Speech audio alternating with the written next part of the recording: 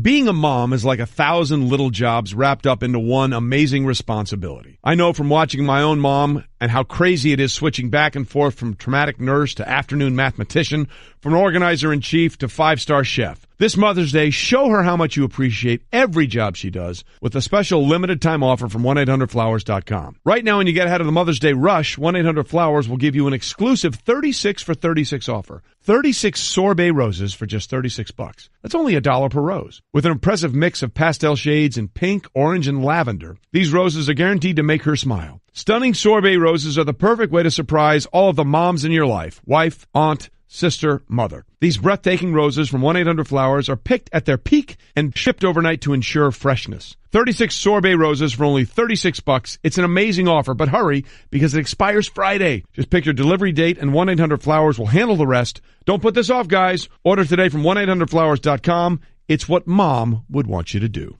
To order 36 sorbet roses for only $36, go to 1-800-Flowers.com, click on the radio icon, and enter code WINGO. That's 1-800-Flowers.com, code WINGO. Hurry, the offer ends Friday.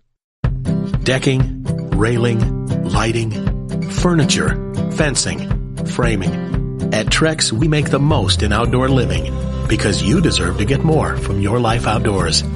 So why not start bringing your ideas to life now with the brand that's engineering what's next? To learn more about all of the outdoor solutions Trex has to offer, or to find a local retailer or a certified Trex Pro deck builder near you, visit Trex.com. That's Trex.com. Trey? Yeah? I'm going to rip this studio apart. You like it? If he keep playing it. Come on, that's why we call him Cookmaster Cliff. That's who he is. Cliff, oh, boy. You better stop, bro. I'm telling you right now. It'll be some gangster going on up in here, man. He's good. That's why he's our guy. Golic and Wingo, ESPN Radio, ESPN News, presented by Progressive Insurance. Phone guests join us on the Shell Pennzoil Performance Line. Trey Wingo here alongside Marcus Spears, SEC Network, former first-round pick of the Dallas Cowboys, and Mardy Fish, former number one tennis player from these United States of America, and an all-around good guy, part of our Wimbledon and U.S. Open. Did you go to Australia this year? No. Were you a part of the Aussie Open? No. I wasn't. I was supposed to be, and I got sick. That's right. You did. You got 8 sick. days in bed, the flu. Oh, not what you're looking for. Real. That's real and spectacular. So anyway, we're all here today. We're learning things about Mardy. Good times, yes. We're learning things about Mardy today. Mardy, of course, was a groomsman in Sergio Garcia's wedding. Of course. Also hangs out with Justin Verlander. He hangs in a very, very eclectic crowd. Also runs with A.A. Ron. He does. A.A. Ron. Who's that? Aaron Rodgers. No, I don't hang out with him. A.A. Ron. Yeah. Mardy? I don't even like him. Well, I was about to say, because you have turned your back on the whole state of Minnesota. Right? The state of Minnesota. Don't tell anyone that I know him. Okay. All right. Well, we'll work that one out on the break. Then I guess we'll figure that one out. But Mardy runs in a very eclectic group. So he's an interesting guy. He's got lots of all interesting stories. He even had that Brandon Belt story that we talked about. We'll get to that a little bit later. Speaking of interesting, this hour of Golic and Wingo is brought to you by La Quinta Inns and Suites. Book at LQ.com and win at business. And the playoffs in the NBA have been very interesting after what we saw over the weekend. And for that, we're delighted to bring in ESPN NBA insider Brian Windhorst on the Shell Pennzoil Performance Line, taking synthetic motor oil performance to a whole new level. Make the switch to Pennzoil Synthetics today. Windy, thanks for being with us. First and foremost, let's start with the Cavs game against the Pacers. Where do we stand in this series now? It seems like game to game, it feels like a completely different series. Yeah, it's very difficult to get your finger on the pulse of what's going on here. You know, typically you have a pretty good idea of how a series is flowing. You have a typical idea of strategies and stuff like that. You see role players sometimes move in and out of relevance, but really normally you have your hands around it by now. In this Cavs-Pacers series, it's been very difficult to get a feel at all. And, you know, neither team is playing that well. There's been individual great moments, but it has not been a series where you're blown away by anything. It's really been a struggle. And, you know, we probably shouldn't be surprised by that because these teams were separated by 2 games in the standings. This Cavs team, despite being a very veteran team when you go down the roster and looking at all the ages, some of the guys they're counting on have never done it before. And Kevin Love got hurt. He hurt his thumb, and he's playing through it. But if you watch the game last night, he's fumbling balls. He can't get, he can't get traction on certain things. And I just think, having the Cavs' second best player minimized a little bit even makes the series tighter. So this is an absolute slugfest, and because of the overlaying issues with LeBron in his future and the Pacers trying to get back after LeBron's beaten them year after year after year, there's an even extra layer of spice on top of what's been a street fight. Wendy, staying in that vein, who is the number two? Kevin Love dealing with an injury. Who's the number two guy off the dribble that could possibly come alive and carry the Cavs in case, very rare, but in case LeBron has an off night? You have just hit on the exact issue that has happened to LeBron James. I think if you take a 30,000-foot view of this entire situation from the moment that he won the championship in 2016, the Warriors added Kevin Durant, making themselves a juggernaut. They already were damn good, but becoming a juggernaut. And then a year later, he lost Kyrie Irving when he asked for a trade and got traded. And so his team has significantly diminished, and the other teams have gotten better. And so you have LeBron in a position that he's not normally in. And we can break down in interesting little corners of moments and whatnot, but at the end of the day, you're looking at a Cavs team that's the 4 seed. And I know that LeBron will go on and on all year and say the seed doesn't matter, and there's some truth to that, I suppose. But this is the lowest seed he's been in 10 years. He hasn't been this low since 2008.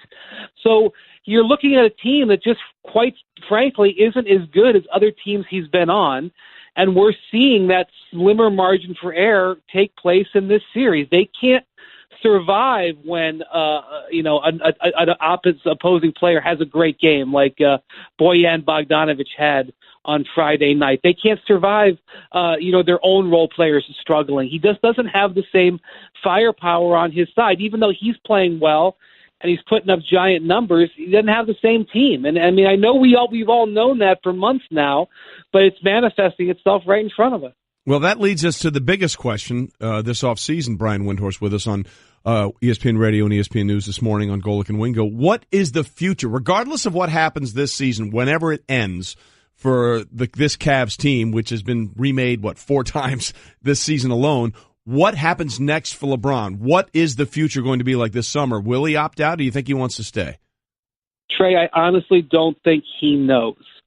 And that's, frankly, a defeat for the Cavs, because this is a guy who has said on multiple occasions he wants to finish his career in Cleveland. And I do honestly believe that's what he wants to do. But you look at this team, it's the most expensive team in the league. It's not like they're going to have cap space anytime soon. And they've elected to invest in the future more than the present when they made the primary trade piece for Kyrie Irving a draft pick. Now, that may end up being, I guess, smart, but that draft pick didn't score any points last night, and he's not going to score any points on Wednesday. And so, LeBron is going to have to wait and see. And I think if you're a team out there that has had dreams of getting LeBron, the steal sign is there. Wow. But even those teams, there's still not a spot out there where LeBron looks and goes, that's where I would go. That's where I'm ready to accept the blowback from leaving Cleveland again. That's where I want to go, trust the team with my third act of my career. There isn't, at least today. Now, that could change by the end of June or the first week of July, but there isn't a team out there that's feathered its nest where it's perfect for him. Here's some contenders. We could talk about the contenders for 2 hours. But I think LeBron, if the season had ended this week, or if it does end this week, I think he's going to have to spend the next 2 months evaluating what's going to happen. And the Cavs will have to spend 2 months deciding whether or not they want to use that draft pick on a young player or whether they want to trade it because they're trying like hell to hold on to LeBron James. Do you genuinely believe, Brian, that he would want to stay in the East or go to the West? I mean, I just don't see how he would want to be out in the West to have to go through a Houston or a Golden State. Would something like Philly be the perfect place for him? Well, I don't think, honestly, right now he could sit there and say, oh, here's option A, option B, option C. There's just not a lot there where he knows, like, this would be great. So, like, you could say Philadelphia, but at the moment right now, Philadelphia doesn't have the cap space to add him.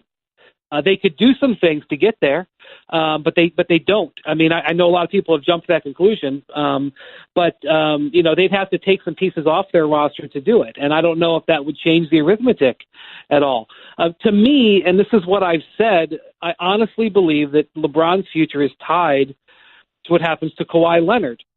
What happens with Kawhi will affect what LeBron does. Doesn't necessarily mean that they'd end up playing together.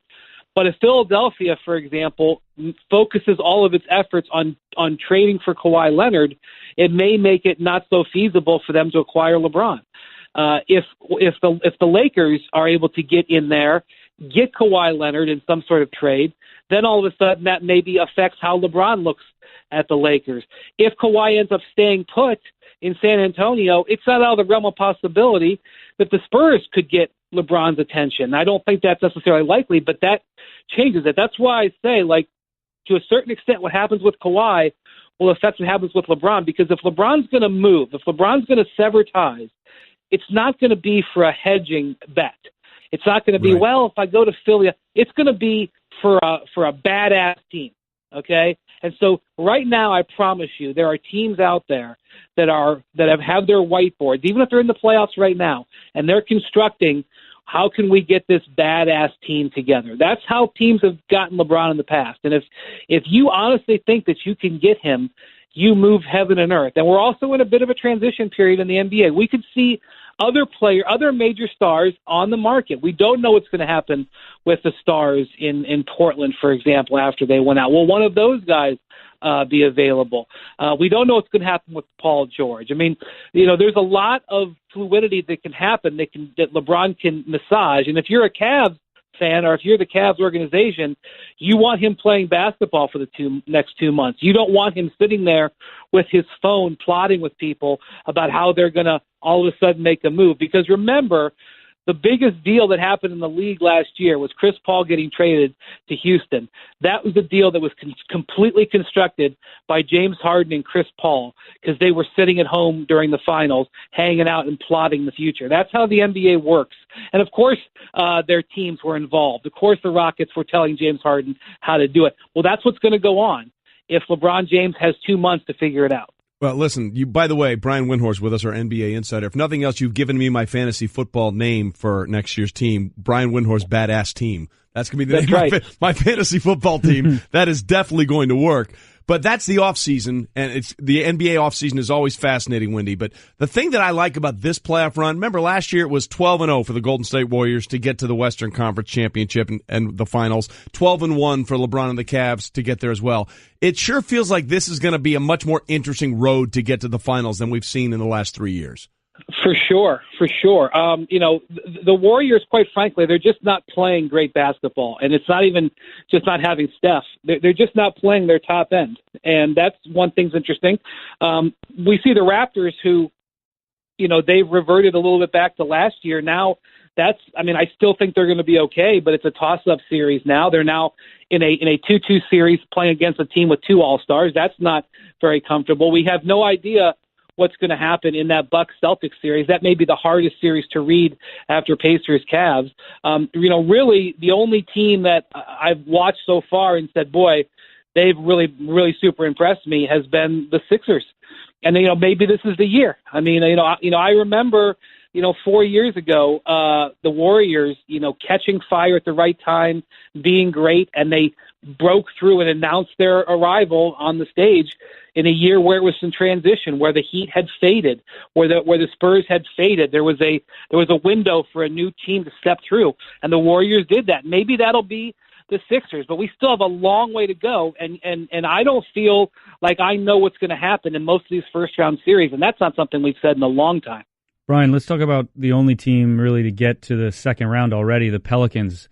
Are they just this good, or was this just a matchup sort of thing for them to beat the Blazers? Yeah, I went to the game 1 of that series, and I was convinced it was going to be a 6 or 7 game war, and I can't believe how well it went for the Pelicans.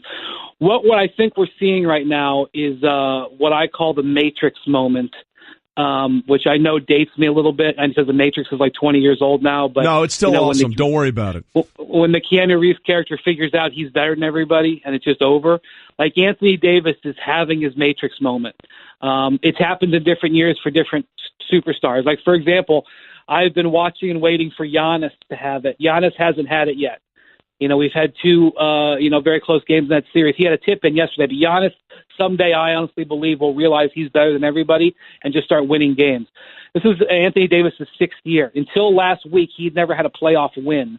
Now he is taking games and bending them. That's the best way I can put it. And I know it comes out of the Matrix, but like this is what Jordan used to do. Jordan used to take a situation and just bend it. And LeBron's done this for a decade plus, just bend the game. Well, Anthony Davis is doing that now. And Drew Holiday, his running mate, is also coming into his own, playing the best basketball of his life. And this trade that they made after Boogie Cousins got hurt for Niko Mirotic. Niko Mirotic, this guy that, who was a bit of a frustration player for the Bulls for the last couple of years. He makes quick decisions. He rebounds. He's like the perfect third guy. Now you're looking at these guys. You're like, oh my God, they've got confidence and they've got this killer guy. They've got this ace in the hole, this guy who can change a game. And so now they're sitting there, and the Warriors just lost 2 days to prepare for them by not being able to finish off San Antonio. So, we'll see what happens with Steph Curry and whether he's able to come back in that particular series. But, man, we're seeing Anthony Davis come into his own. It could be one of the most relevant things we see happen in this postseason.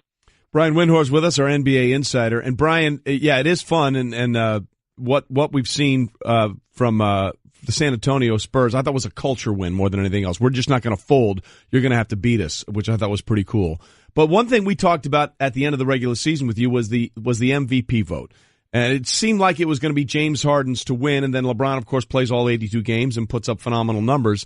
And there was the one game in the postseason that I thought made the argument for LeBron James, and I understand it's a regular season award, but when you have a Houston team that can suffer through a game where James Harden goes 2 of 18 and still win by 20, and then you have LeBron who has to do everything for his team to win any game, it certainly built up perhaps the argument for those that were thinking, hey, maybe LeBron is the MVP of the league after all, every year he plays. Did you finally, I know you had to submit your vote. Are you comfortable sharing where you went on that vote? Dish it, Brian. Yeah. By the way, can you imagine what would happen to the Cavs if LeBron went 2 of 18 in a playoff game? That's my point. I mean, they lose by 40. They call it at the half. Yeah.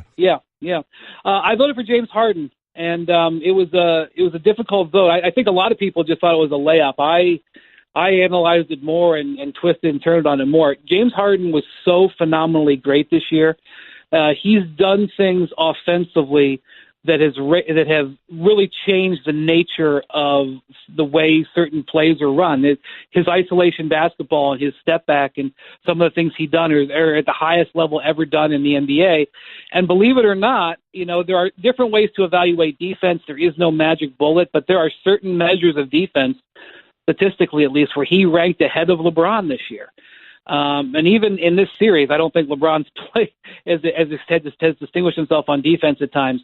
They had a top 6, I think 5 or 6 defense in the league, and James Harden was a part of that. And so all of that went into it. And, this is the thing that fans can't understand because, you sit in this chair every single day and you know the culture better than anybody, Trey. But it's a very much of an absolute culture. If you vote for this guy must suck. Right. It's one or the other.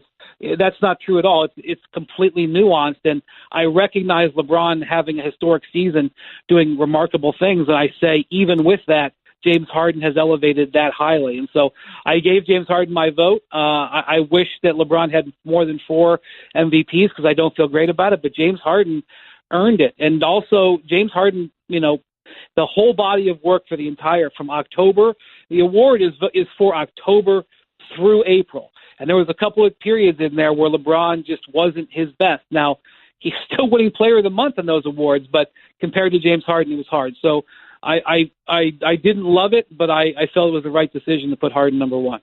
We're joined by Brian Windhorst, ESPN NBA reporter. Brian, shouldn't they change the name of this award if LeBron is not going to win it every year? Here's the thing. We can have that debate, but the NBA loves this. The NBA wants there to be a debate because it wants the value to be put on the award. It wants people to fight for it. It wants it to be relevant, especially now that they have an award show. And instead of normally the MVP would be announced like right about now, maybe the end of this week, early next week. Now the award isn't until after the season. And so if the debate rages on, it's even better for the league. So like it's a twofold argument. One, should there be an award honoring somebody for having the best season, just kind of like in the NFL where you have a player who wins like best offensive player, and then an MVP, or should you somehow define the award a little differently about what the word valuable means? Yeah, there's probably the NBA is probably a little behind some of the other sports in the way it has its awards, but at the end of the day, the NBA is all about maximizing and leveraging, interest and fan support. And I think the debate as it rages on, even as the vote is now more than a week old, the fact that this is still being discussed on the biggest sports radio show in the morning in the country is a victory for the league, and that's exactly what they want. Well, listen, it's certainly a hot topic, and we'll find out eventually who gets it. But it's a fascinating debate when you put into context what the word valuable actually means. It usually just means the best player on the best team that season, but if you put it in the context of what value they contribute to the team, it's a completely different dynamic. Windy, as always, we appreciate it, man. Thanks. Have a good week, guys. Hey everyone, Mike Golic here. Support for the Golic Wingo podcast comes from our friends at Rocket Mortgage by Quicken Loans. Chances are you're confident when it comes to your work, your hobbies, your life. Rocket Mortgage gives you that same level of confidence when it comes to buying a home or refinancing your existing home loan. With Rocket Mortgage, you can apply simply and understand fully so you can mortgage confidently. To get started, go to rocketmortgage.com/Mikes. Equal housing lender, licensed in all 50 states, NMLSconsumeraccess.org number 3030. Love scoring amazing hotel deals? Then you've got to get the Hotel Tonight app. Forget scrolling through never-ending lists of hotels. Hotel Tonight shows you a select list of incredible deals at hotels you actually want to stay at. And even though the name's Hotel Tonight, you can book up to 100 days in advance in top destinations and up to a week in advance everywhere else. Want to get those deals? Yeah, you do. Download the Hotel Tonight app now. Oh, I love the fact that on the show with a guy whose name is Trey Wingo, you're worried if Mardy Fish was his real name. You always think Fisher. Yeah. I thought y'all had shortened it on me, and I wanted to make sure I knew his whole name. Mardy Fisher. Mom's is the tennis fan in the family. There you go. There you go. Your mom knows. Yeah. Moms always know. Shout out to my mom, buddy. Shout out. Oh, fine. Shout out to my mom. Okay? Everybody do it. Quick. Everybody Cook. do it. Cliff, Master Cook, shout out to your mom. Shout out to Leah Augustin. Bubble Boy, shout out to your mom. Shout out to Eileen Kane. Stanzik, shout it out. We're all shouting out to Mom. Jer Bear, shout it out in the back. Brett, go, shout out to your mom. Hi, Mom. There you go. Everybody's mom's taken care of. Allie, go. Susie. There you go. Everybody's mom's taken care of. Glad we got that straightened. There you go. Yes, buy them all flowers, but only from 1-800-Flowers.com. The sorbets, choice. We are presented by Progressive Insurance. All phone guests join us on the Shell Pennzoil Performance Line. Coming up in just about 30 minutes, Mel Kiper Jr. will join us to break down the draft. Trey. Come on. Mel is fired up. He is fired up. We had our pre-draft meeting in Baltimore because it's a home game for Mel. We all have to go to Mel. That's how you know who runs the show. We all have to go kiss the ring from all over the country and be with Mel. He got so wound up in the first 5 minutes of that draft meeting, I thought his head was going to explode. I mean, his face was the color of your shirt. He's talking so fast, the oxygen wasn't coming in. You mean Vikings purple? Yes, Vikings purple or LSU or purple. LSU, either way. Either way, it works to each for his me. own. So we'll be joined by Mel in a few minutes, and we're excited for that because the NFL draft is what everybody's talking about now. Is it's draft week, and let me give you the good stuff. And, of course, it's brought to you by Lowe's. Pros in the know start with Lowe's. Go to lowesforpros.com for details. Everybody's got their mock drafts out now. Got Lowe's. All right, I'm sorry. No, good. Roll with it, man. No, I'm good. Be you. It was. Is that how that song goes? It came out. All right, it's it all just good. came out, Trey. I'm sorry for interrupting. Brother, it is all good. All right, I ain't got no issues. All right. Let me be clear about that. So it is draft week. Again, Golic and Wingo will be there Wednesday, Thursday, Friday. I'll be hosting the draft Thursday, Friday, Saturday. Always a lot of fun. And there's always one guy in every draft. There might be two this year, but there's at least one every year where you're going, okay, where's this guy going to go? And I think this year it might be two quarterbacks. Lamar Jackson out of Louisville and obviously Baker Mayfield because it seems like you're in one of two camps with Baker. You either love him or he rubs you the wrong way for a variety of reasons. And it's understandable, both sides. Baker Mayfield is going to go very high in this draft. The question is it going to work at the next level? Because, look, if he was 6'3" or 6'4", we wouldn't be having this discussion. Let's just be honest about it. But the fact that he's just over 6 feet is causing some people some concerns. And then you hear, well, there's the Drew Brees, he's just over 6 feet. Yes, he is, and he's done very well. Russell Wilson, just over 6 feet. He's done very well. Yes, he is. But is Baker either one of those guys? We're about to find out. Baker Mayfield was a guest this week on Marty Smith's America, which, by the way, is taking off the podcast. You can check it out. Download and subscribe on the ESPN app as well as Apple Podcasts.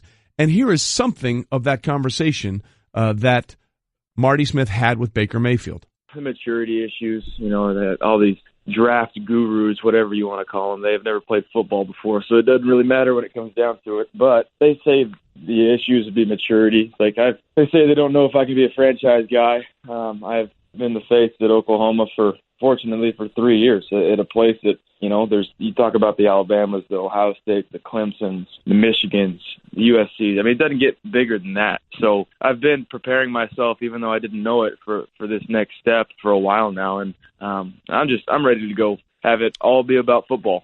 And I can't wait for the rest of that Marty Smith podcast with Baker Mayfield. By the way, in my head, as I'm hearing Baker say maturity issues, I'm assuming he's air quoting it at the maturity issues. But let's be clear. There is a list of things that have come across Baker Mayfield's career at Oklahoma that make you pause. Now, I could care less about planting a flag at Ohio State. Yeah. It doesn't bother me in any way, shape, or form. The fact that the Kansas players wouldn't shake hands with him, that's kind of on the Kansas players. Let's be honest about that. Now, the sideline gesture where he grabbed a certain area that you probably shouldn't grab, that's on Baker. But it was in response to the Kansas players trying to bow up, and then they got their butts kicked by Oklahoma and Baker Mayfield. The bigger issue, obviously, is being tased, being run away from police. That's a hard one to get around. Pretty big. That's kind of a hard one to get around, and he's going to have to answer to that. The thing that bothers me about that is the way he answered that question. Almost as if, give me a break with this stuff. Dude, you put it out there. Okay, you put it out there. You're going to have to answer for it. And I think more than anything else, the way he answered that question sort of made me go, all right, well, what's that about?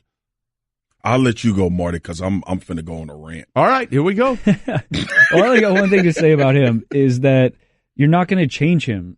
Like I said, like his personality is what it is, and I've never been in an NFL locker room, obviously, but if he's going to come in and act cocky and not excel, that's an issue. If he's going to come in and act cocky and excel, then I don't think guys are going to have an issue with it.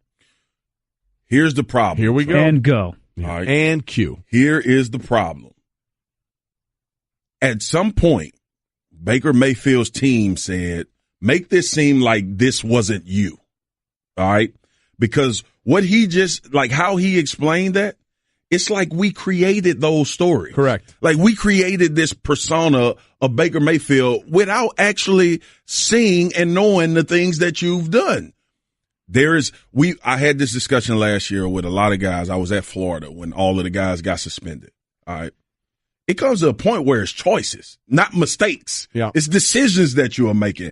And all we can do is believe what you're telling us. So Baker, it's cool. Throw it out there. Now there have been players come through the draft process that would have never even went any place close to saying what he just said.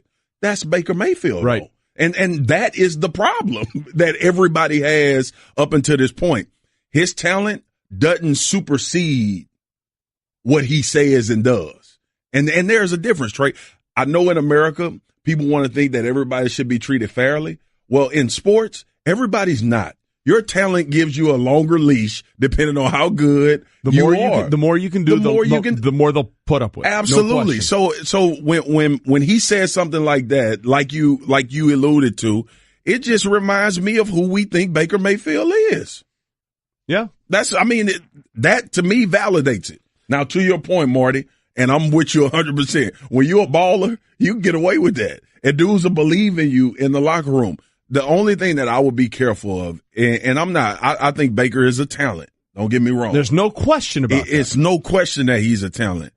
but the talent to the extent of how the conversation has been, the narrative of Baker Mayfield, I just don't know how that's going to be received. Well, that's the thing. Look, and everybody swears, hey, his teammates love him, and they should, because that all works. And that all when it's 18, they win. Yeah, they win a lot. And it's 18 to 21-year-old kids.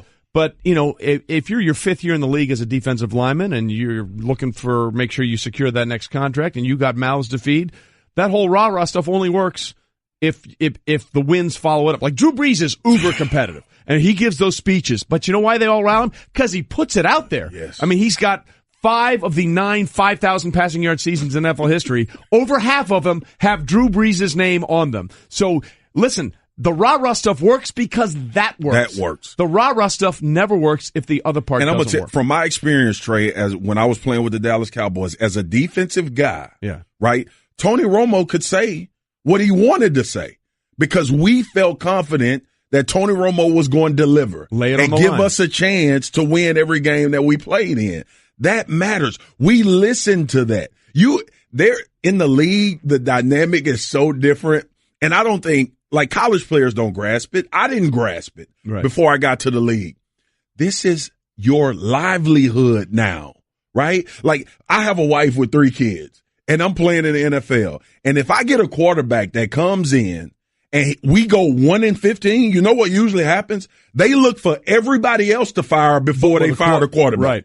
So that mentality is what you have to carry over when you go pro. And with Baker, with his personality, his style, and how everybody has talked about, he should be a high draft pick because he can galvanize a locker room. Go to that locker room and lose and see how many dudes you galvanize. Yeah. On that level. Now in college, I can talk my way because we're a little bit, college players like to be hyped. Right. We like the rah-rah. When you get up there with those grown men, though, are you producing? Because I like this paycheck that I'm getting. Yeah. And this paycheck helps my family, and it keeps us in the situation that we're in. Cause problems with that, and see how far that rah-rah gets you. Look, the best speech I've ever seen was by Derek Carr when the Raiders 2 years ago had that back-to-back road swing on the road in Florida. He said, look, guys, I'm going to give you everything I have today. All I ask is that you give it back in return. That's all you really need. That's the speech. That's all the speech you need at the next level. And we'll see if it works out. Look, Baker's an interesting guy. And he's got a lot of juice on him right now. The question becomes, because there's been a lot of guys that have been the face of college franchises or quarterbacks that it just didn't translate at the next level. It just didn't. We'll see if it does. I hope it works for Baker Mayfield. I do too. Yeah, I hope he has all the success. I hope it succeeds, but I hope he understands what has to. It's different. It's just to take place. Different at the next level. And a reminder again, Sam Darnold will be on the Stephen A. Smith Show at 2:00 today. You want to hear from him because Sam is the exact opposite of Baker. They both produce, and he's just a lot more quieter. Every deck is made for standing on, but there's only one that's always had a way of standing out. So if you're looking to bring more style, comfort, and creativity to your life outdoors, call on the brand that's known for making the most in outdoor living. From decking, railing, and lighting to furniture, fencing, and framing, at Trex, we're engineering what's next in outdoor living. To learn more about all of the outdoor solutions Trex has to offer, call 1-800-289-TREX or visit Trex.com. That's Trex.com. Golic and Wingo here with you this morning. Trey Wingo, Marcus Spears, and Mardy Fish in. We have a huge announcement, ladies and gentlemen. Hear ye, oh yay, oh yay. Her Royal Highness, the Duchess of Cambridge, was safely delivered of a son at 11:01 hours. The baby weighs 11 pounds, 7 ounces. The Duke of Cambridge was present for the birth. Her Royal Highness and her child are both doing well. That's a Bitmaster Jer Bear. Jer Bear, yes. Jer Bear, well done. Oh, yay, as we have a new royal baby. The Duke of Cambridge. Okay, so it's researcher Brett, who hasn't been on the show enough this morning. Brett, so look, I'm unclear as to the royal lineage succession plans now after the Queen. So take us through all what this means and this new baby. Where is he in the line of succession? So the currently, well, we don't know the name of the baby, obviously. Yes. The baby healthy. Boy, yes. So Queen Elizabeth, she is getting up there. 92. Next in line for the throne would be Charles, Prince of Wales. Yes, we knew that. Next in line after him would be his eldest son, Prince William. Prince William. Duke of Cambridge. Yes. Now, as he started having kids, he started pushing his brother back in line. So Harry's going down farther down the food chain. Harry's going Harry down, so it Yes. goes Prince George, which is William's first son. Yes. And then Princess Charlotte, his daughter, and now the currently unnamed child is number 5 in front of Harry, who's 6. Marcus has a question.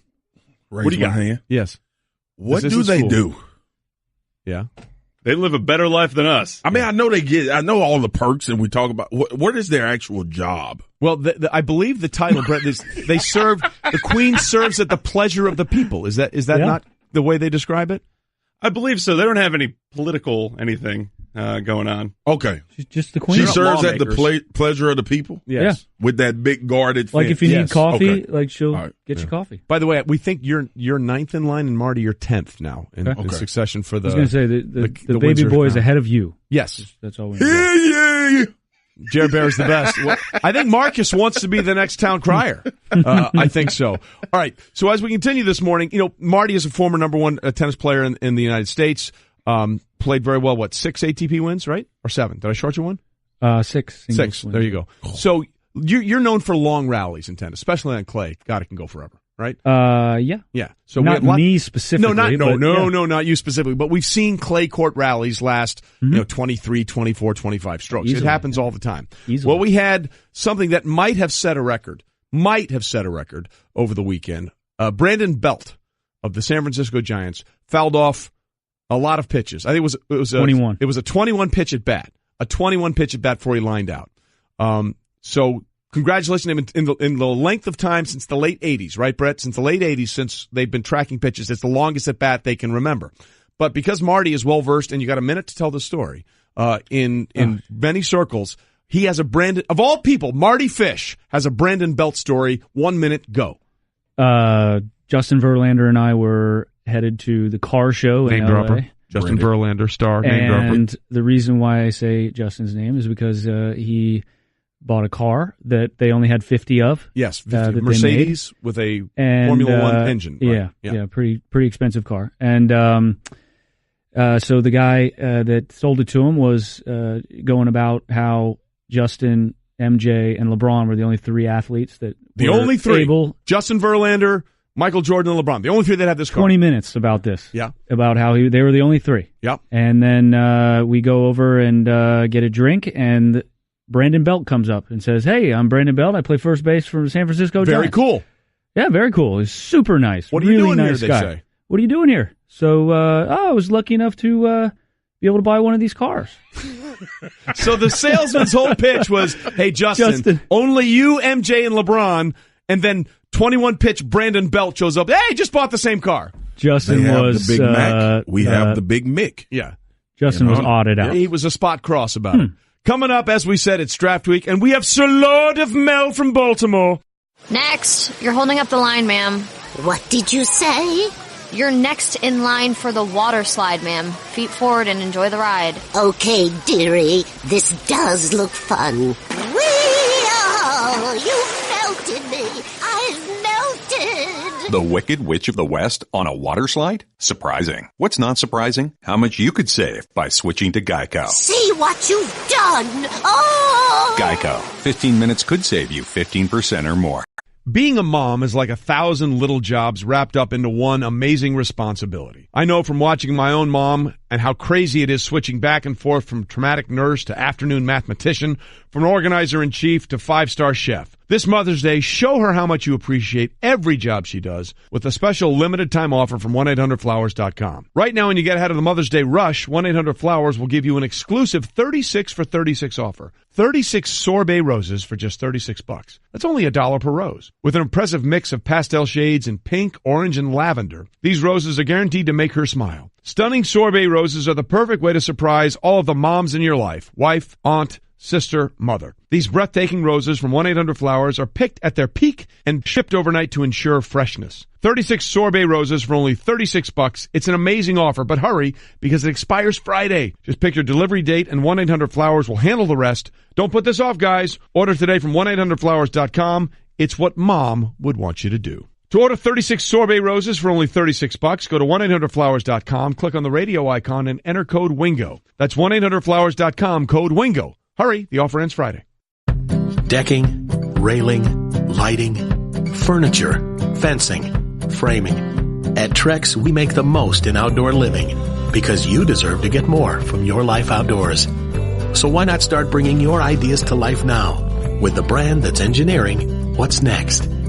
To learn more about all of the outdoor solutions Trex has to offer, or to find a local retailer or a certified Trex Pro deck builder near you, visit Trex.com. That's Trex.com. Somehow I feel like Cookmaster Cliff and Marcus Spears' playlist are very similar because he is feeling it this morning. Golic Wingo, ESPN Radio, ESPN News, presented by Progressive Insurance. All phone guests join us on the Shell Pennzoil Performance Line. Marcus Spears from the SEC Network, former first-round pick of the Dallas Cowboys, is here, as is Mardy Fish, former number one tennis player in these United States of America. So you have really been enjoying the rejoins that Cliff has been playing. A lot of Louisiana in here. You good? You feeling good about it? I am, man. All right. We get some country music next time? Listen, I will tell you, Cliff's resume is unbelievable. You name it, he can find it. Let's play a little Jake Owen next. There you go. He'll Jake find Owen. it. All right, that's it. Yep. Challenge extended for Cliff. Jake Owen, next in bump. All right, that's what's going to happen. All right. But by the way, it is arguably the greatest week of the entire non-football season. It's draft week, ladies and gentlemen. Thursday night, the draft gets underway. And again, I always say it's not just a night, it's a 3-day extravaganza. Look at some of the best players that aren't drafted in rounds one. Tom Brady, Russell Wilson, all these guys not taken in the first round that have significant impact on how your team is going to do and how it's going to fare. So remember, kids, it's a process. Trust the process. We've learned that, if nothing else, we need to trust the process. And nobody, has trusted the process more over the years than the man who invented the process. Je m'appelle Mel. Mel Kiper Jr. joins us on Golic and Wingo. How are you, big boy?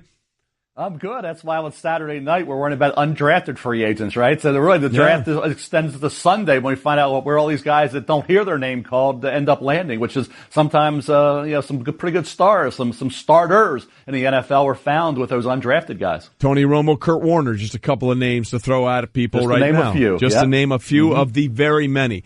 All right, Mel. So put into your own words exactly what draft week means for you, because you've been doing this really. Every draft, you start about 2 years in advance in preparation. Yeah. So when the draft week is finally here, what does it mean to you? Well, it means a lot in terms of your preparation is pretty much over. You finalize your ratings, which I did yesterday, positional rankings and the top group and what have you.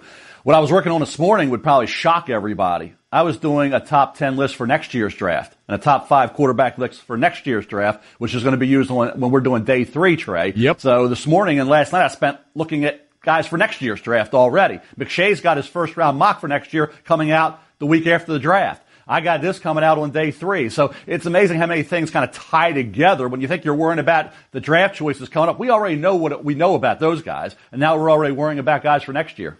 Yeah, the wheel never stops spinning, basically, is what Mel's saying. And it was at this time last year, Mel, we first started hearing you and Todd say, hey, Sam Darnold could be that guy that goes number 1 overall in the 2018 draft. You said this in 2017. So what do you think the likelihood is now that Cleveland pulls the trigger on Sam Darnold, or do you still think they're leaning toward Josh Allen? I have no idea. And I say this with John Dorsey was on the back of my book.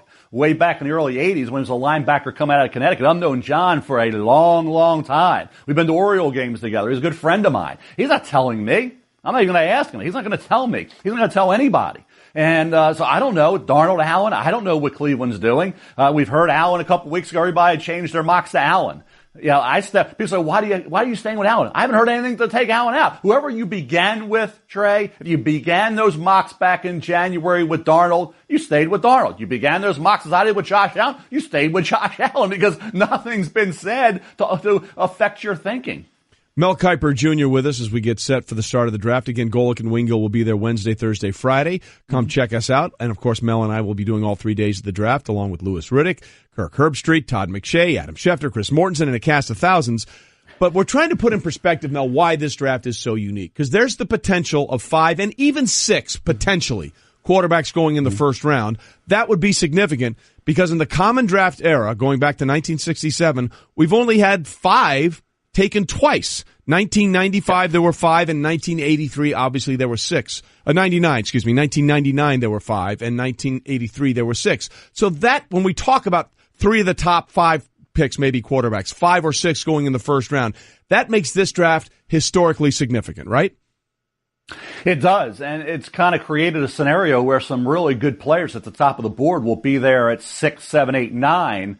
Normally that's not going to happen, but you could certainly make an argument that some of the best players in this draft are going to drop just a bit. Some of those names would be, when you think about where Derwin James, the safety from Florida State, Minkah Fitzpatrick, the DB from Alabama, Denzel Ward, the cornerback Florida State, Roquan Smith, linebacker from Georgia, Quentin Nelson, guard Notre Dame. These guys are going to get pushed down just a bit. And I think it's interesting too, Trey, where you don't have offensive tackles. There's no offensive tackles in the top group. No wide receivers right now projected in the top group. Okay? So no pass rushers after Bradley Chubb projected until Marcus Davenport from Texas San Antonio goes in the middle of the first round. So it's one of those weird drafts with these quarterbacks being pushed up so high. And then after Saquon Barkley, when does the next running back go? Where does Darius Geis, LSU, Sony Michel, Georgia?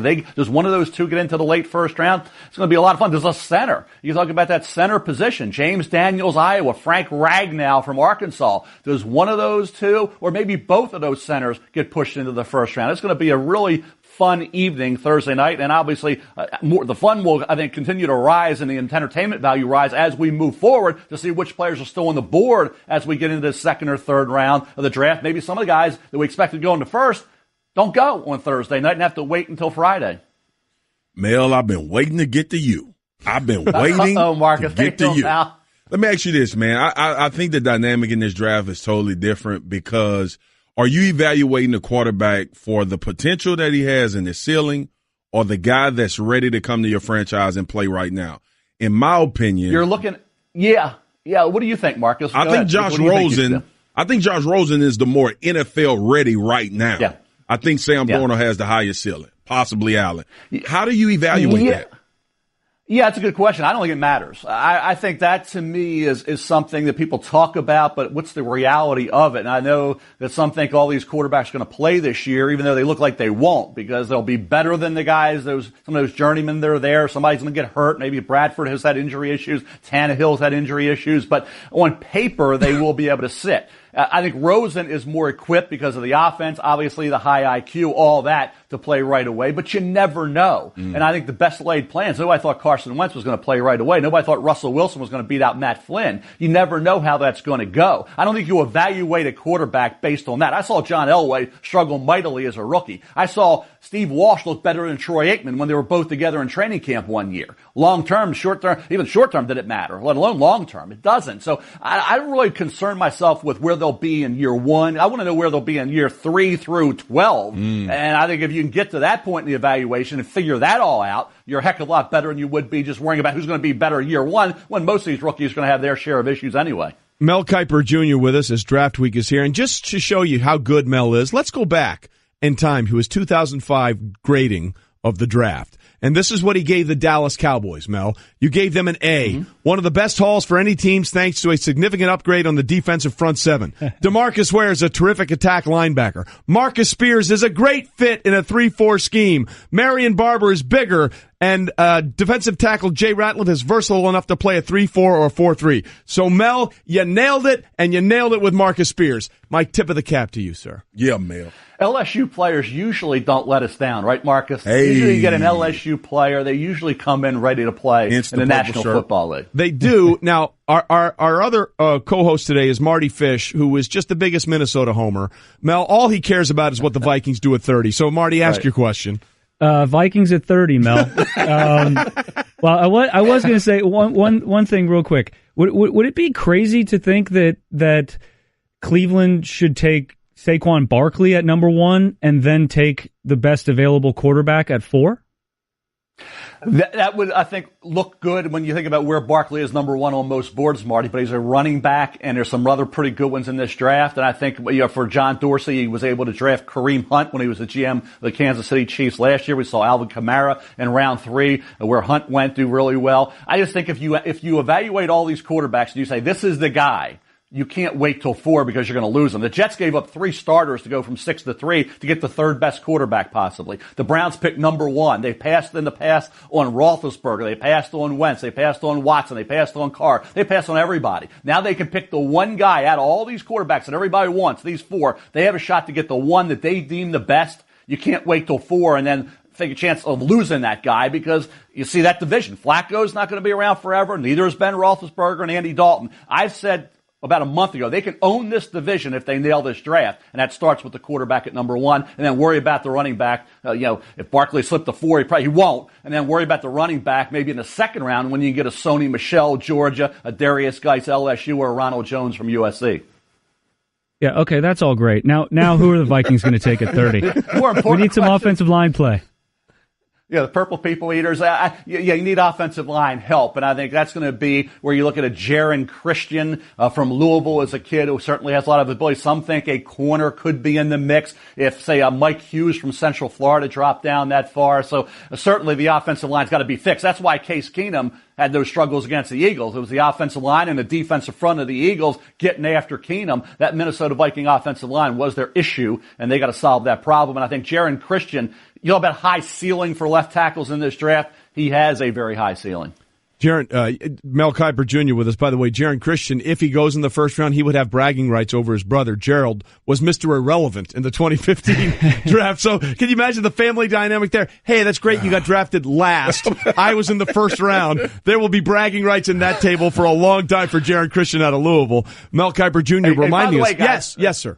Wingo's going to come up with, and I would say this to Marcus and Marty, he's going to come up with tidbits that I would have had no idea about. And that's something I didn't even remember that, had no clue about that. So you will educate and enlighten throughout the 3 days, Trey. Mel, I'm here to give all the stupid stuff. You're giving the actual information. Let's be clear. And the First Draft podcast with Kiper and Todd McShay will get you ready for the upcoming NFL draft. Listen weekly on the ESPN app and the Apple Podcasts. So we talked about the quarterbacks, Mel, here. We could have 6. Looks like it's going to be 5. We know the Jets have already moved up. We know that Cleveland wants a quarterback. We know that Buffalo and Arizona want a quarterback. What do you think the odds are that Buffalo, who sits at 12, and Arizona, who sits at 15, may try and jump up ahead, and we could have major trades day 1 of the draft?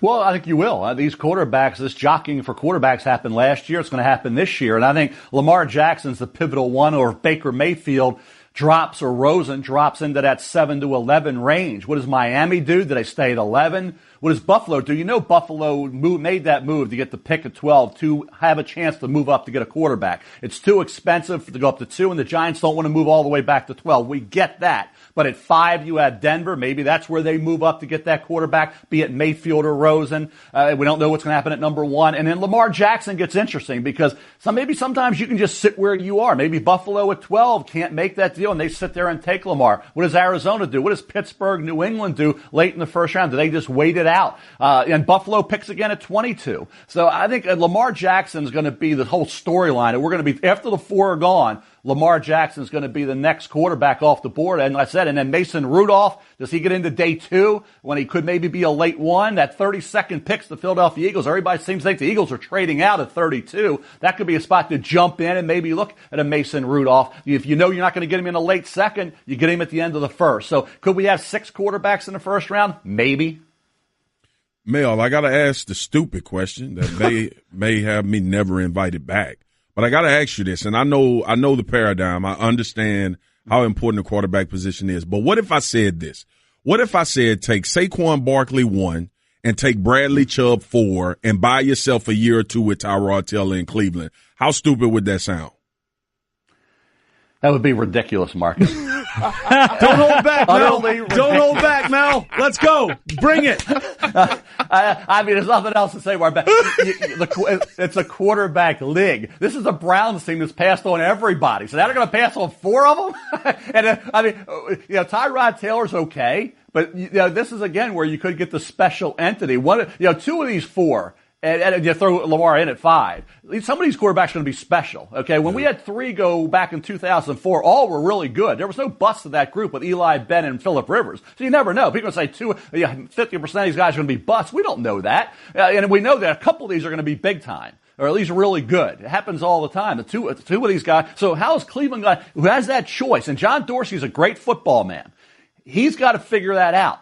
And he will figure that out at number 1. So the quarterback's too important, Marcus, to worry about a running back that you can get at any point in the draft, and a defensive end, which is really good, put opposite Myles Garrett, but they may be able to get Bradley Chubb at 4 and get the quarterback at 1. So go QB1, Barkley goes 2 to the Giants, Darnold or Allen go 3, and then all of a sudden you're sitting there at 4 with Bradley Chubb. So I'd rather have my franchise quarterback at 1 and Bradley Chubb at 4 than Saquon Barkley at 1 and Chubb at 4, and then have just Tyrod Taylor, and I'm passing on another star quarterback, which is our history. Now, and when we took some, we weren't very good either, but yeah, this is the Browns' history. They've had all kinds of blunders. The guys they take turn out to be busts, and the guys they don't take turn out to be stars. But I think that's changing with John Dorsey. Well, yeah, as I said, by the way, you're still invited back after that question. Mel has a philosophy, just so you know. He will never take a running back. If you could find Emmitt Smith, Jim Brown, and Walter Payton rolled into one, Mel would still not take a running back in the first round. He just wouldn't do it. And it's backed up by last year, arguably the 2 best running backs in the rookie class were both third-round guys, Kareem Hunt and Alvin Kamara. Mel Kiper Jr. with us. Okay, if Baker Mayfield is the swing state in terms of quarterbacks, people have very strong feelings about him one way or the other. Mm-hmm. Is the Giants at number 2, are they the swing pick? Because, a lot of people say, hey, they got to get a replacement for Eli. Or Saquon's there. He's the best player in the draft. You got to take him. Or are they saying, hey, come get number 2 if you want a quarterback?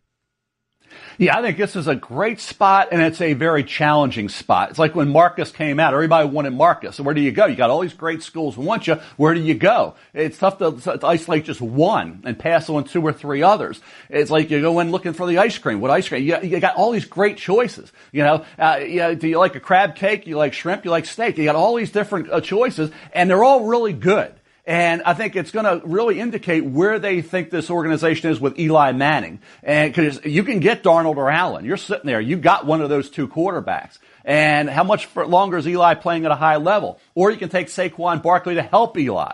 Or trading out really isn't an option because you're losing those elite guys if you move down to 12.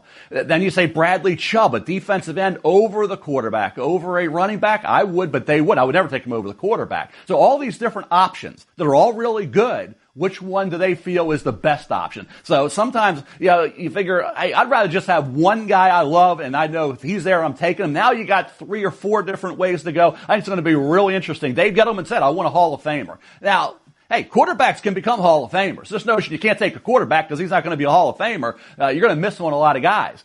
20 of the 32 starting quarterbacks, by the way, in the NFL went in the first round. 4 went in the second. That's 24-32 in the first 2 rounds. If you want a quarterback from the 3rd round on, you're catching lightning in a bottle. And good luck on that. Good luck finding the next Russell Wilson or Tom Brady. That doesn't work. Tony Romo, when he was an undrafted free agent. Good luck on that one.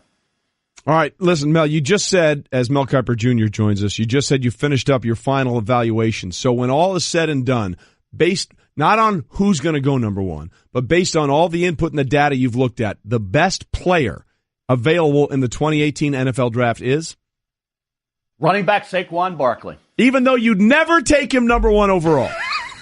Hey, I said this. Remember that caveat? I said if I'm the GM and I got a head coach and a coordinator and the rating is right where it needs to be, and I said this about Zeke Elliott. I said it about Gurley and Fournette. I said it about Trent Richardson. He was a bust.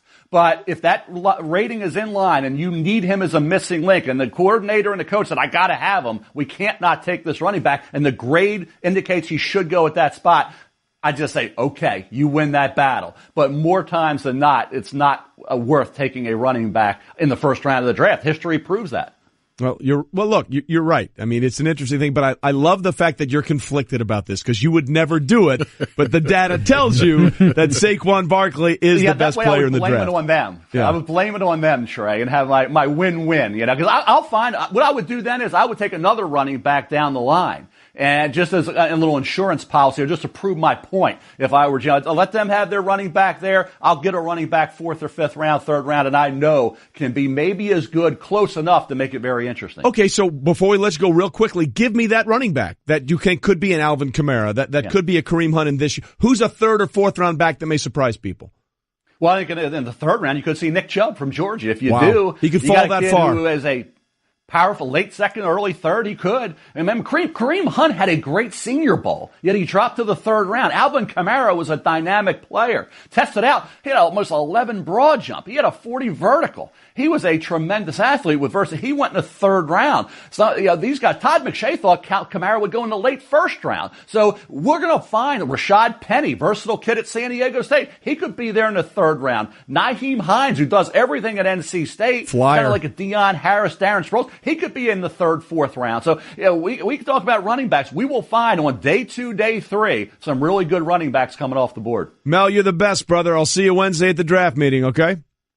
Can't wait, guys. Take care, man. Thanks, See you, Mel. Trey. Commander Mel, signing off. See you, Marcus. Mel Kiper Jr. By the way, his hair is that big because he doesn't use a computer. That's just the size of his brain. Yeah. He doesn't. I mean, that's just all gray matter in there. It is real and it's spectacular. Yeah, I love the fact that he nailed your draft evaluation. How cool was that back from 2005? Can't you find a quarterback somewhere else, though? Does it have to be in the draft? I mean, can't you get one in free agency, a la Minnesota Vikings? You can, and they've done that. But I mean, Kirk was a 4th round draft pick. He was a 4th round draft pick. Yeah, so. I mean, Saquon Barkley's the best player. You should take him number 1. Well, that's not going to happen. I hear what you're saying, but I just don't think it. In this day and age when so much is dependent upon the quarterback, if you have a conviction that that's the guy, that's the way they're going to go. But what you're saying, look, I mean, Mel even alluded to it. Blake Bortles made the AFC championship game. He was Case sort of along Keenum, for the ride. Nick Foles. I mean, these guys are. Well, I'll get fired this year. Okay. Because I would take Saquon and Chubb at 4.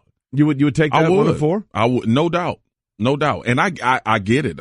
People like, this dude's stupid. He said, no, first time we ever seen this person in the world. You get 2 really good players. I would get those players. I'm thinking about this. What makes that interesting is that you've already got Myles Garrett on one side. Chubb. Yeah. All right. I saw the Giants beat New England because of a defensive line. Yeah. Well, like Super Bowl 50. Yeah. I saw it. Von Miller and DeMarcus Ware. And D. Ware. Yeah. Absolutely. You look at Philly. What ended the game? Yeah. Graham sack fumble. Correct. So I look at 2 guys like that who I think could be transcendent players up front.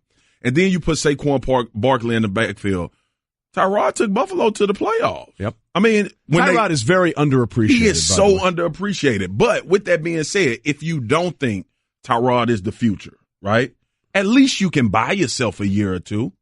The problem is the Browns. I hear what you're saying. But what about free agency wings? If it was, then you got to convince somebody to go to Cleveland. See, that's a part of the problem. If you got Barkley, and you got Jarvis Landry, and Gordon returns to form, you telling me a quarterback wouldn't be interested? I hear you. The problem is that Cleveland has passed on so many quarterbacks. I mean, their own history is working. Any other franchise, you could make the case. Yeah. In Cleveland, like, you got to take the quarterback. And that may be unfair, but nothing happens in a vacuum. You know what I mean? Yeah. There's context with everything. And with all the quarterbacks that Cleveland has passed on, that would be a very tough sell to a fan base. Yeah. Hey everyone, Mike Golic here. Support for the Golic Wingo podcast comes from our friends at Rocket Mortgage by Quicken Loans. Chances are you're confident when it comes to your work, your hobbies, your life. Rocket Mortgage gives you that same level of confidence when it comes to buying a home or refinancing your existing home loan. With Rocket Mortgage, you can apply simply and understand fully so you can mortgage confidently. To get started, go to rocketmortgage.com/Mikes. Equal housing lender, licensed in all 50 states, NMLS consumeraccess.org number 3030. Here's a little insider travel secret. There are tons of empty hotel rooms out there just waiting to be booked. That's why there's Hotel Tonight. Hotel Tonight partners with awesome hotels to help them fill their unsold rooms, which means you get incredible deals. And even though the name's Hotel Tonight, you can actually book up to a week in advance and up to 100 days in advance in top destinations. So download the Hotel Tonight app to start scoring better deals at better hotels now. There we go. Yeah, see? So Jake Owen. Cookmaster Cliff. You asked for Jake Owen. Cookmaster Cliff delivers Jake Owen. Way to deliver. Yeah. This small fact, Jake Owen, best man in my wedding. There you go. See? This dude, right? He's unbelievable. He's unbelievable. We've been best friends since we were 5 years old. No, Stanczyk is Stanczyk's jaw has hit the floor on that one. This is who this guy is. He was in Sergio's wedding. He hangs out with Verlander. Jake Owen was the best man at his wedding. Like the name dropper. I didn't come up with those first two. You asked me about those first. I'm just saying this is the circle you run in. This is the circle you run in. That one I dropped. Marty runs in the most rarefied air of anybody I know. Yeah, he's that dude.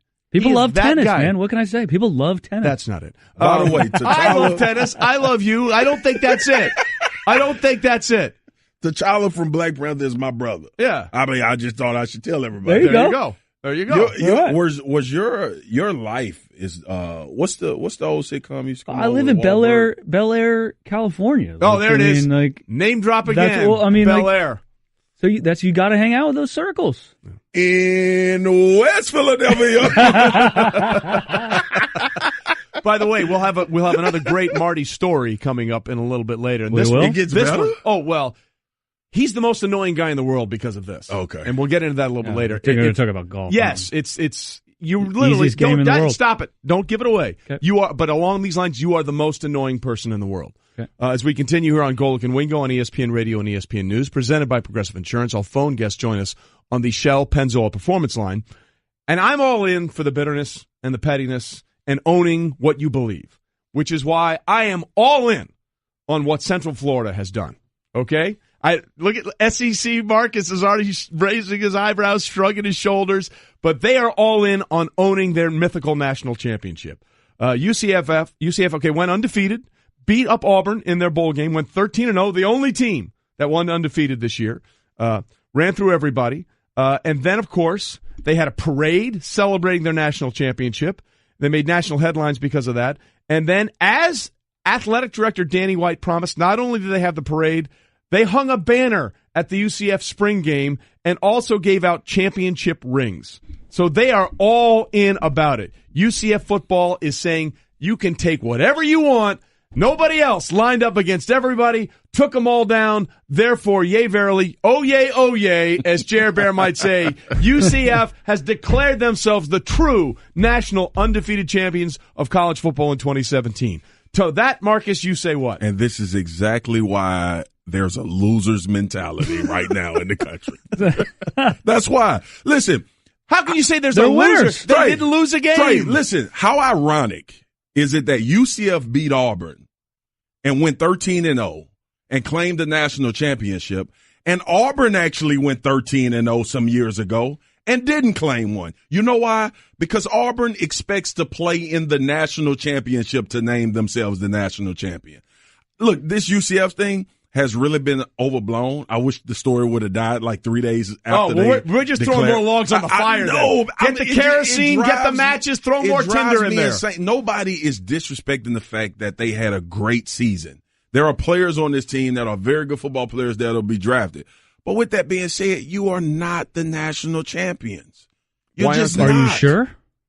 Are you sure? Are you sure about that? I'm sure. I'm 100% sure. Hey, they say they are. You can only play your schedule. They beat everybody.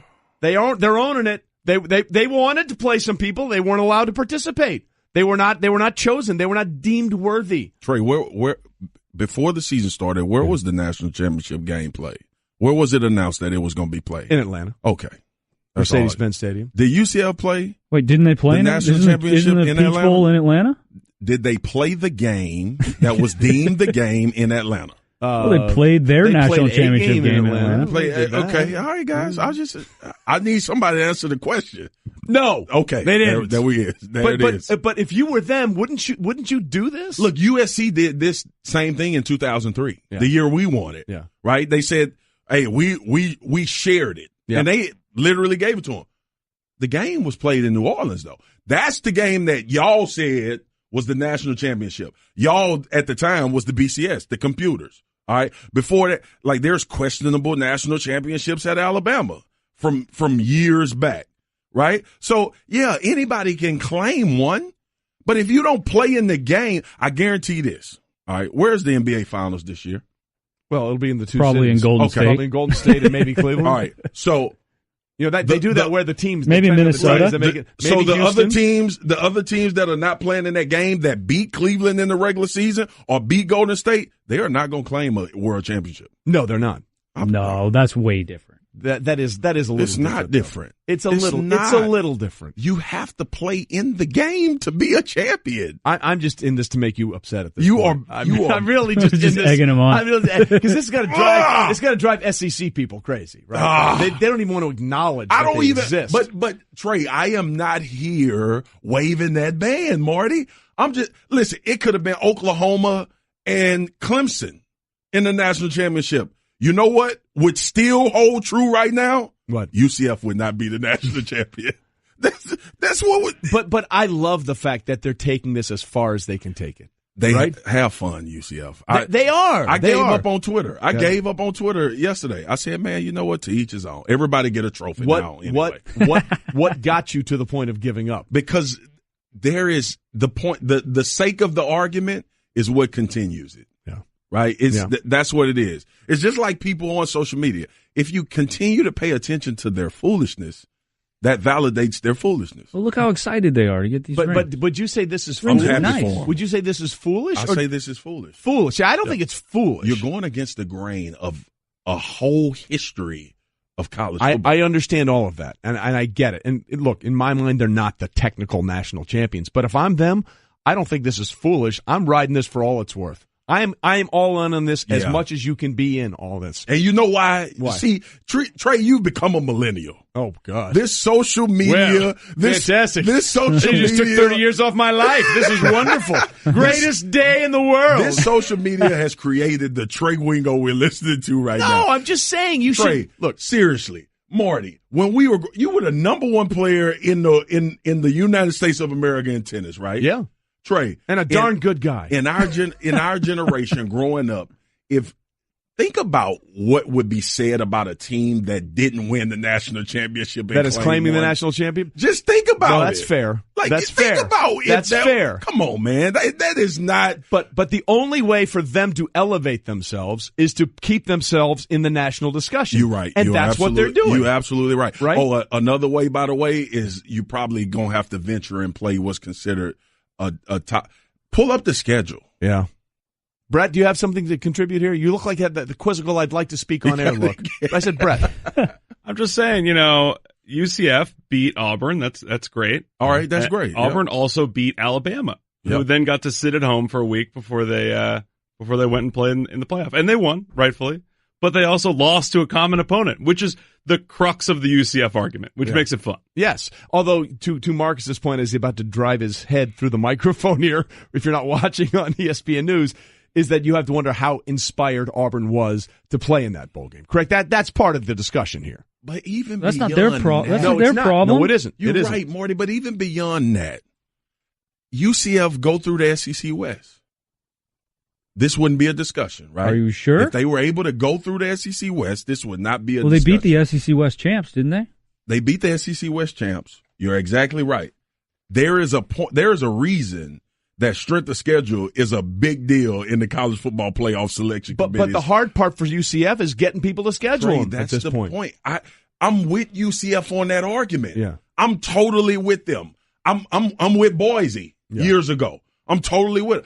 It's not that I'm saying UCF is not a good team. The teams that win national championships, and this has been the common denominator to me, how difficult is it for you to get there? Matters almost more than anything else. We got all of these metrics. That's what we always say. The college football regular season matters. Regular season matters. And they went undefeated in the regular season. Sorry, I set that one up for you. I will say this. You're absolutely right, but if I'm UCF, I'm doing exactly this. And by the way, onward. They have players on that squad. Cornerback Mike Hughes might be the best cornerback available in the draft. They have the most interesting player in the entire draft in linebacker Shaquem Griffin. They also have a tight end named Jordan Akins who get drafted pretty early, and a wide receiver named Traquan Smith. They've got guys, and they also have an offensive lineman as well that's going to get drafted. They have guys that will get drafted, and you'll remember the name, and we'll bring this up every time that UCF gets a player drafted that Marcus wants no part of their mythical national championship. I just hate mythicals. All right, we have to conclude the show with another story time from Mardy Fish, who was in Sergio Garcia's wedding and had country music star Jake Owen as the best man at his, because, he hangs in that Bel Air crowd. We'll get after that. Every deck is made for standing on, but there's only one that's always had a way of standing out. So if you're looking to bring more style, comfort, and creativity to your life outdoors, call on the brand that's known for making the most in outdoor living. From decking, railing, and lighting to furniture, fencing, and framing, at Trex, we're engineering what's next in outdoor living. To learn more about all of the outdoor solutions Trex has to offer, call 1-800-289-TREX or visit Trex.com. That's TREX.com. Golic and Wingo, presented by 1-800-Flowers.com this Mother's Day. Show her your appreciation with 36 sorbet roses for just $36 from 1-800-Flowers.com. To order, go to 1-800-Flowers.com/ESPN. All right, Golic and Wingo, Marcus Spears, and not Bradley Cooper, Mardy Fish, in with us. Before we get to another Mardy story, Brett, we do need to finish off your wedding story. So you went to another wedding. Was it in Charleston, South Carolina? I went to South Carolina. Yeah. This is my second of 6 this year. Good Lord. Okay, so back-to-back years with 6 weddings. Nicely done. So you know a lot of people that are getting married. I will say I had the greatest appetizer I've ever had at a wedding. Okay. It was all Southern themed. Was it low country food, like grits and shrimp and stuff? They had some of that. Chicken and waffle cones were great. They had those as the appetizers. Nice. But this was a pork belly with fried green tomato. Nice. It was fantastic. But the big story was that someone was supposed to be there. So we were thinking. So both the people that got married, my friend and her husband, are both agents in Hollywood. And they have big clientele. And I probably one of his clients was Marty at the wedding. Marty was not at the wedding. This is all child's play to Marty. I One of his that clients down. I'm not going that way. Martin Scorsese. Ah, so we thought he might be there. Yeah, he was not. So that's the story. Basically. Thank you. All right, Brett, thank you very much. Appreciate that. That was a good and terrible story. That was the worst Brett story ever. All right, so we've got a lot of Marty stories. For those that didn't know, I mean, Jake Owen is his best man at his wedding, the country singer. He was a groomsman in Sergio Garcia's wedding and texted Sergio about the great spin on his wedges after he dropped 5 in the water on 15. So Marty runs in elite circles. He hangs out with Justin Verlander, goes to the World Series because Justin's his boy. But Marty is the most annoying person in the world because Marty is an exceptional athlete at tennis. And he also is an exceptional golfer, except he hates golf. How many times a year many times a year do you play? I probably play 30 times a year. 30 times a year. You belong to the Bel Air Country Club. Mm-hmm. So how much that costs?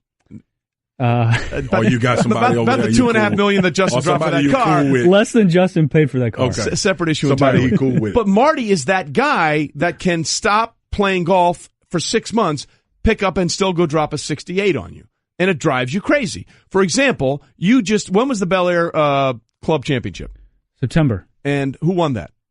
I did. And before that championship, when was the last time you played golf?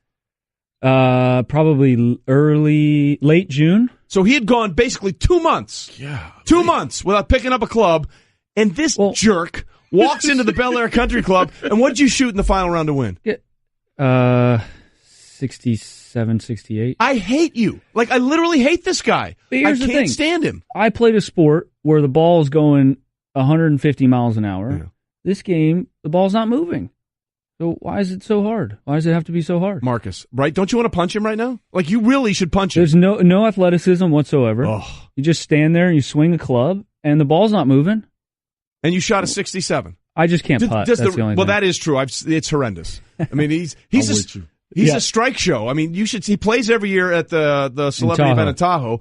And sure he does. He's by far the best ball striker in the entire field. Really? But you're putting. You need to get going on that. I'm not. Well, we're going to be together in Wimbledon this year, first week. We'll practice putting every morning. We'll practice putting at Wimbledon. See, this every when morning. You know you from South Baton Rouge. Yeah. Like I'm from South Baton Rouge, Louisiana. Yeah. And like this is when you walk into a room and you realize it's the wrong room. Like, because when he looked over and said, "We'll be at Wimbledon." Yeah, we need you. I was in this thinking room. like Wimbledon is out of the country. Yeah, that's true. Yeah. It's in London. We need South you. Baton Rouge. We need, I'm just jealous we need about you those in this golfers. room. We need you man. in this room. It's been a good day having you in this room. I want to be clear about that. Oh, by the way, the UCF Police Department has now painted all their cars national championships, so they are all in. But seriously, that's the guy Marty is. Okay, let's run through this. He casually is in Sergio's wedding. He has a country music star who's his best man at his wedding. He hangs out with Justin Verlander. And oh, by the way, just all these guys that are grinding every weekend at the Bel Air Country Club to try and get their game on. He doesn't play for 2 months. Then he shows up, drops a 67 in the final round to walk away from the national championship. And people are cursing you behind your back. Just be clear about that. I didn't win any national championship. Well, you won the Bel Air championship. And a good tan. You're a jerk. And I hate you.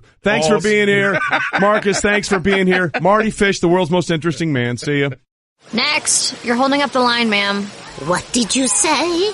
You're next in line for the water slide, ma'am. Feet forward and enjoy the ride. Okay, dearie, this does look fun. Whee-oh! You melted me. I've melted. The Wicked Witch of the West on a water slide? Surprising. What's not surprising? How much you could save by switching to Geico. See what you've done. Oh! Geico. 15 minutes could save you 15% or